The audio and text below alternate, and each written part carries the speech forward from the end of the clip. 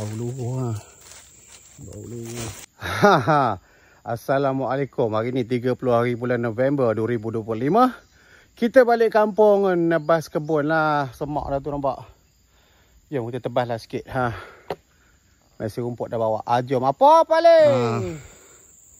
Ni keadaan semak dia. Jadi kita kena pergi tebas lah semak ni. Sebab dekat pokok durian tu ada buah. Jadi kalau ada buah kita tengok. Untuk kebun kita tak tahu setakat ni. Kawasan getah ni dia masih okey. Tak semak sangat. Jadi untuk orang yang menoreh pun dia selesa lah. Nanti dah settle yang tempat durian tu. Baru kita settlekan belah sawit ni. Tu yang sana tu. Jadinya berkebun macam tu lah. Kalau kita nak serahkan kat orang pun boleh juga. Tapi tak salah kalau kita buat sendiri.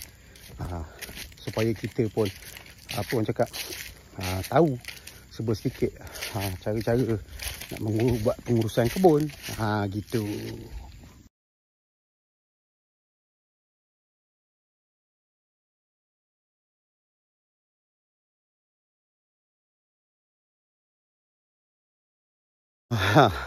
Macam inilah korang keadaan dia. Kalau dekat kebun tebas kena pakai apron, safety shield semua. Ni kita baru tebas sikit. Ada 2 biji durian. Jom tengok. Okey. Ni tebas dulu sikit.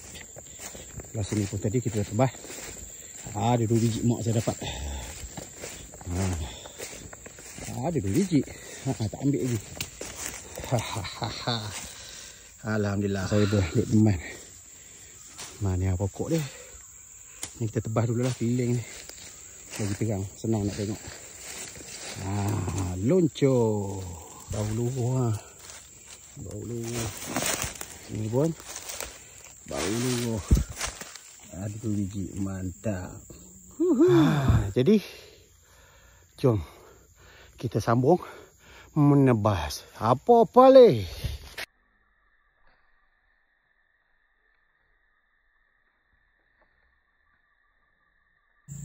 Okey, alhamdulillah. Untuk kawasan bawah pokok durian ni dah terang. Okeylah, nak tebas semua tak sempat masa. Janji yang bawah pokok durian ni dah terang dah. Dah tak rupa apa dah. Yang penting pokok durian sudah terang. Sebab dia dah start gugur. Walaupun ada 50 biji je, tapi tetap dapat merasalah orang cakap durian sendiri. Alhamdulillah. Poh paling.